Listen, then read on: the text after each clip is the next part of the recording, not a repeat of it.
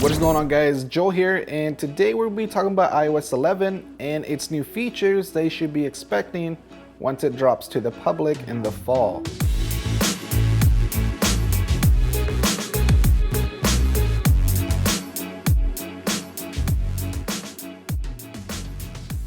So Apple just announced iOS 11 with its new features, and it's currently available for developers. And if you're not a developer, you want to take advantage of it, there is a way to install that. Let me know with a like down below and a comment, so that way I can come out with a video to show you how you can actually download it and install it on your iPhone today.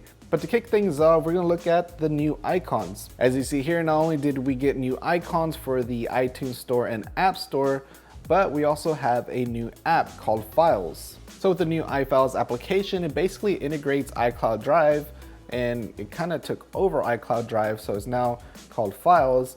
But alongside that, it also works with third-party applications like Dropbox, things like that. So you all have it in one app, so you can see all your files, like your documents, PDF files, things like that, and go ahead and send them, work on them, whatever you need to do. But everything is going to be here on this application. But that is the Files app right there. Next, we'll talk about the lock screen. So the lock screen didn't get much of a change. You will notice up here on the top left that the signal bars are actually signal bars again. Instead of being filled in circles or dots, they're now signal bars, kind of taking it back to the old iOS. But that is something new that you'll take notice of. Also, the battery icon got a little upgrade as well. But when it comes to the lock screen, you will notice that, of course, you still get your notifications right here, but now you'll be able to swipe up. But if I kind of barely swipe up there, it'll say earlier today. So everything up here is going to be from what you haven't seen yet earlier today. But if you swipe even more, you get all your notifications right here. So swipe down, there's nothing you can't do. The notifications swipe down anymore. It's basically swiping up on your lock screen, and then you'll see all your notifications from previous days and everything like that. Now you can still swipe left for your today's view. You can still swipe right for your camera. And also when you go ahead and unlock the device, if you swipe down where you would normally get your notifications, you will notice that you get your lock screen back. Now it doesn't lock your device, it just simply brings pretty much all your notifications.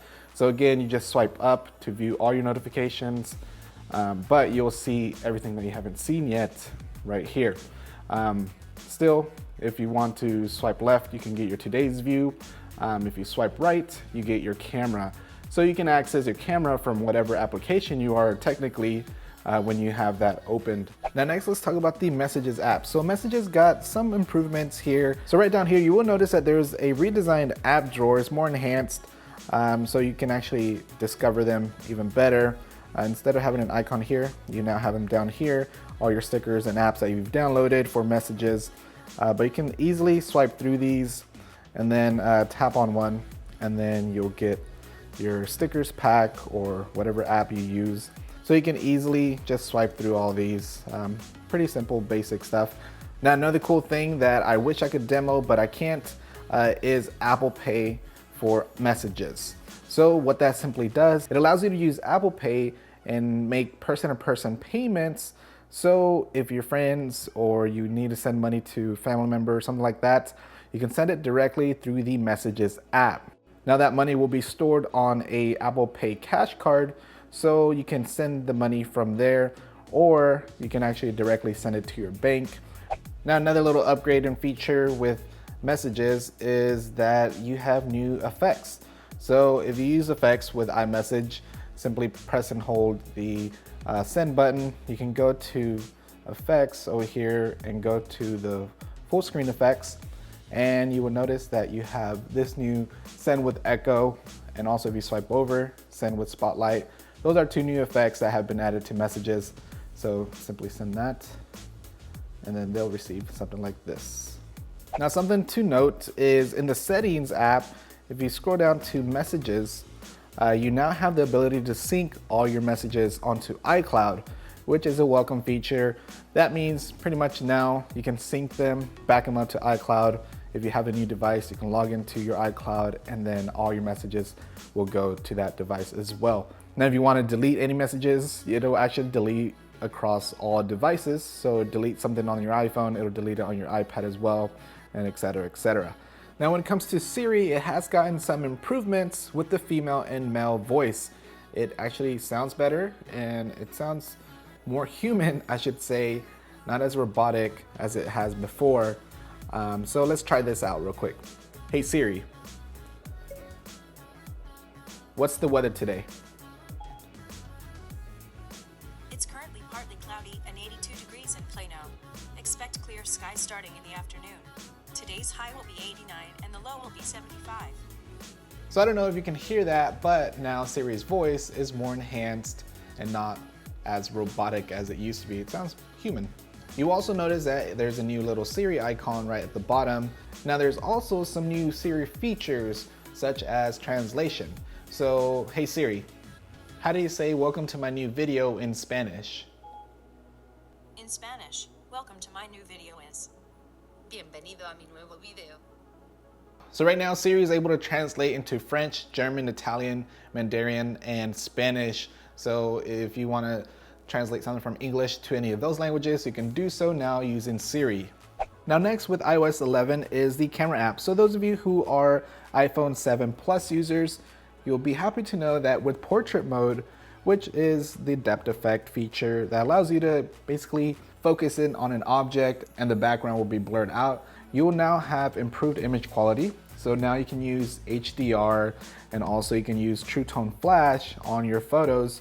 So I know with the portrait mode, I use this quite often on a lot of my photos that I took on Instagram. If you're not following me yet on there, go ahead and do so. I'll leave a link down below, but that is gonna be a welcome improvement. So for example, I can show you real quick this little effect.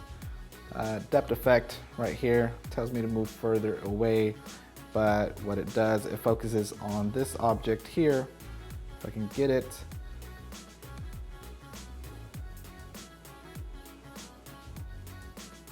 There it goes. So now you get this cool little effect right here where that's in focus and the background is all blurred out.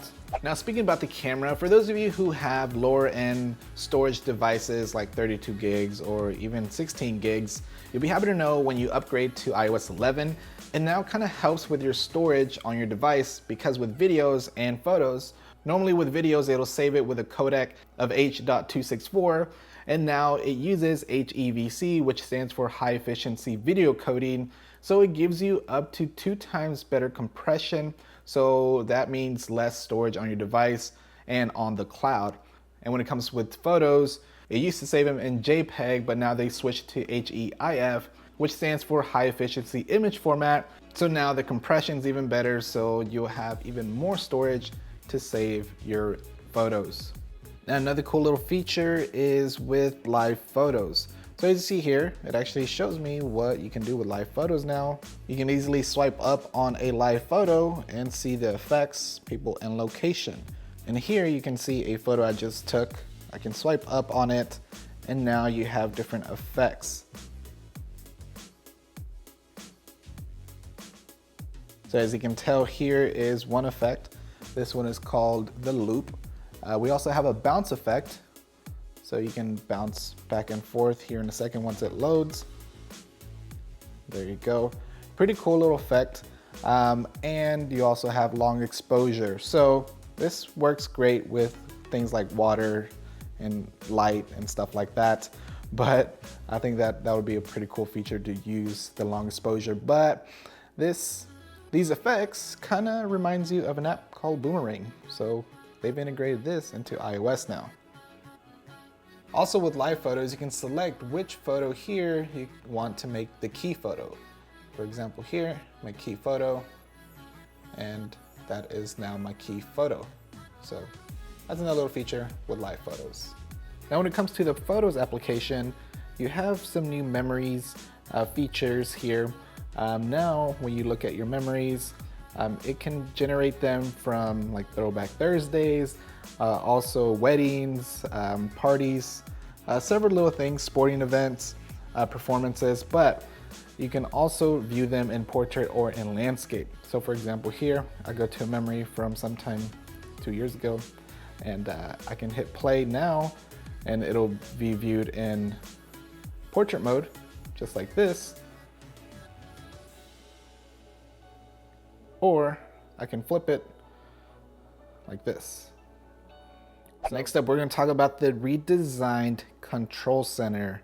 So swiping up from the bottom of your device, you now notice a new control center. No more swiping left or right to go to different pages. Now it is all in one screen. So looking at all these, you will notice the toggles right here on the left. You can actually press hard on there or 3D touch, and then you'll get this little pop-up right here: airplane mode, Wi-Fi, AirDrop, cellular data, Bluetooth, and personal hotspot. You can directly access that through Control Center now.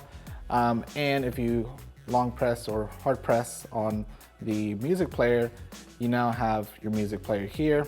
You can control the volume. And right below that is the volume little slider here. You can slide up or down, or you can hard press on there, and then you get this little volume slider. And your brightness up and down as well, or you can long press and you can actually activate night shift right here. Going back, we have our do not disturb icon there. We also have the rotation lock with a new little animation there, as you can see. So right below that, we have screen mirroring. So you can access screen mirroring. Again, 3D touch on that, and then you can see all your different devices. Right below that, we have our flashlight. Press on that, and you can actually swipe up or down to have the brightness level of the flashlight. Going back, we have our timer here. You can again press or 3D touch on that, and you can set your timer directly from here. Kind of the same, it's just a different interface. And then next to that, we have our calculator app. You can copy the last result, or simply press it and then it'll launch the application. Same with all these, you can launch the app on here if you wanted to. And you have your camera here, again 3D touch on that, take a selfie, record a video, record slow-mo, take portrait, or you can just tap on there and then activate the camera app. Now with Control Center, it has gotten more customizable. Let me show you how. So getting out of here, we go into settings, and then we go down to Control Center, and here you can customize Control Center. You can rearrange the order of your apps that you have on the bottom, but as you notice now, you can select different controls.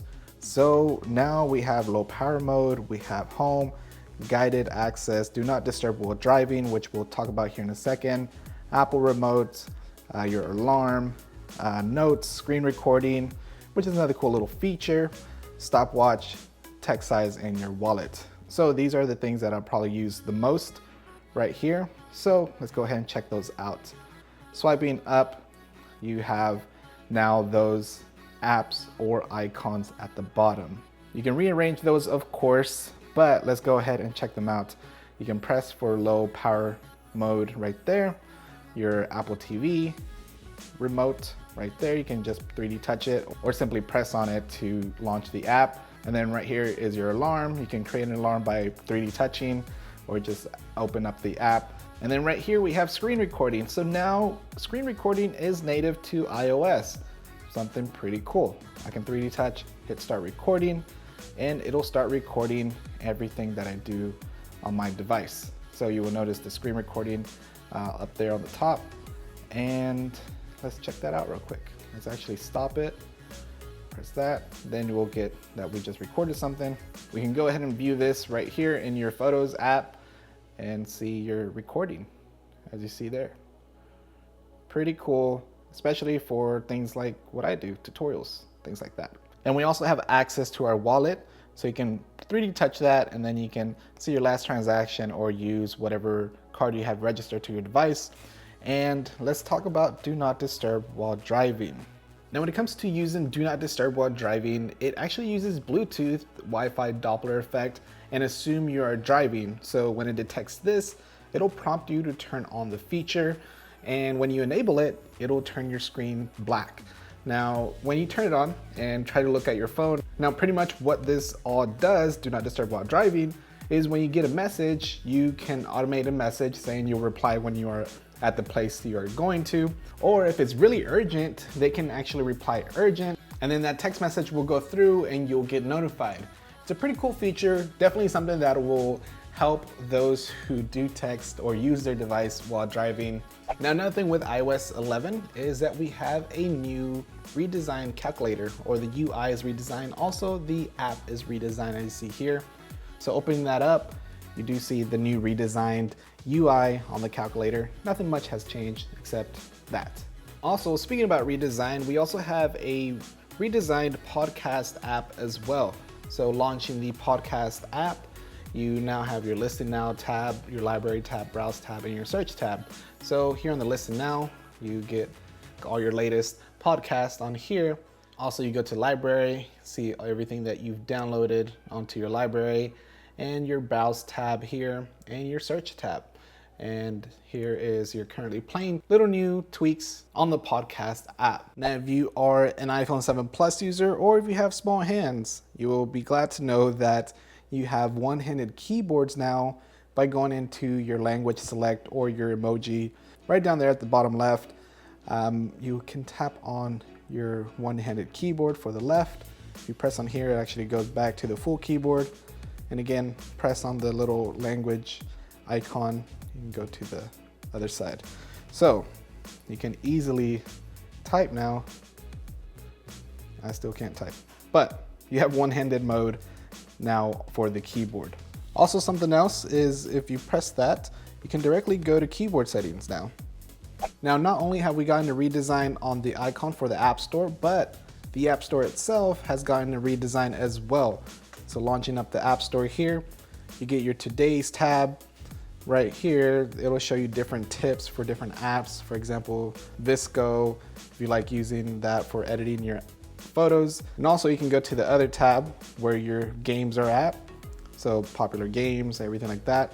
I don't know, not really big fan of this new layout. I might need some time to get used to it, but yeah, this is the apps tab here. As you can see, I don't know, it seems kind of everywhere. You got your updates and your search right here. So let me know what you think about the new App Store redesign and everything like that. Do you like it, dislike it? Let me know in the comments below. Now, for those of you who are AirPod users, you'll be happy to know there's a new feature on iOS 11.